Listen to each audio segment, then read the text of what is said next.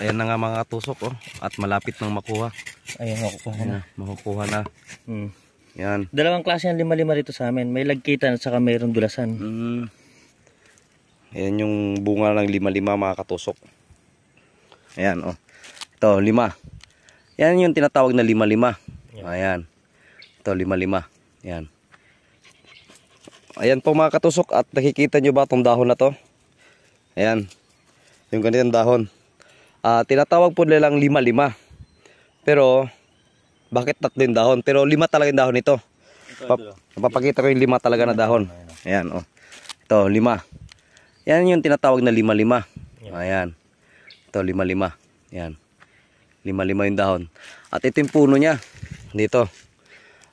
Kinakain po to. Yung ang laman nito. Parang anong lasa nun, Dan? Ano siya? Hindi lalay sa lasa ng tungo. Hindi daw lalayo sa lasa ng tungo. At kaya no, huhukayin na ni idol natin, no? Ito naman to. Ulbok na siya. Ayan.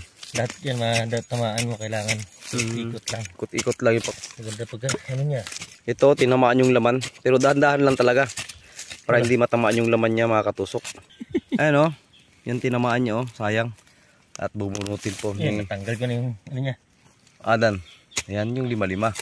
Katusok, oh. At malapit nang makuha. Ayan, makukuha na. Makukuha na. Ito na yung laman ng lima-lima. Yan. Dalawang klase ng lima-lima rito sa amin. May lagkitan at saka mayroong dulasan. Para din siyang kuwan, no? Yung gabi, laman ng gabi. Oh. Ayan, oh. Malaki nga katusok. Ayan, oh. Yan po yung lima-lima. Ayan. Ayan yung bunga ng lima-lima mga katusok. At mayroon pa nga dito eh. Ayan pa, oh. Ayan. Papakita yung dahon niya. Yan, sundan mo. Pakita mo ito. Ayan, yan, yan. Yung sundan ko siya. Ayan. Ito, ayan. yung malaki. Yung malaki. Ayan, oh. Ito yung dahon niya, 5. Yung 5, ayan. Ito na yung kuha niya. Oh, galing. Ayun, ang galing. Lumuksuman. Ayan. Ito yung pangalawang lima-lima na nakuha namin mga katusok. Ayan, oh. Yan, nanganganak na siya, oh. Yun yung mga supling niya. Pwede siguro itanim yan, no? Pwede. Meron ko sa bahay ito. Sila ng kalan. Ayan mga katusok. At sana'y may natutunan din po tayo mga katusok, no? Sa mga tinatawag nilang lima-lima. At ulitin ko mga katusok. Ito po yung dahon niya, oh. Ayan. Yan po yung dahon niya. Ayan, may isa pa nga, oh.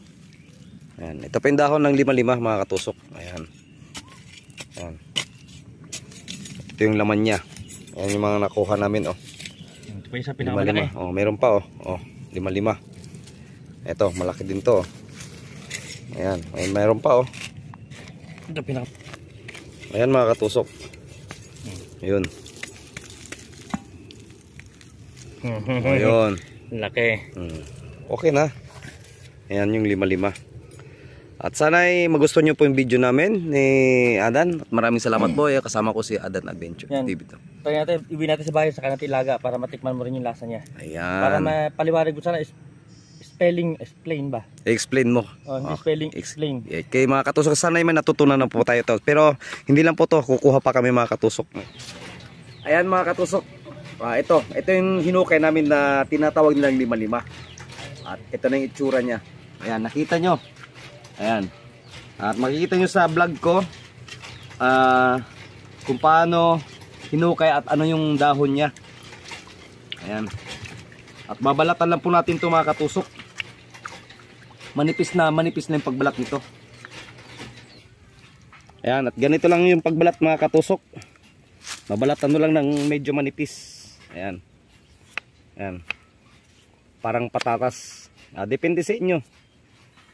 Ganyan lang. Pagbalat nito mga katusok. Yung tinatawag nilang lima-lima. Ayan. Ayan. Ayan mga katusok. Ito, yung lima-lima. Ganoon lang din proseso mga katusok, balatan nyo lang po. Pwede nyo lang ilaga, ihalo sa baboy, sardinas. Depende. Pwede nyo na pong ilaga lang to na parang kamote lang din. Ayan. At lulutuin natin ito mamaya mga katusok. Itong ganito. Ayan po.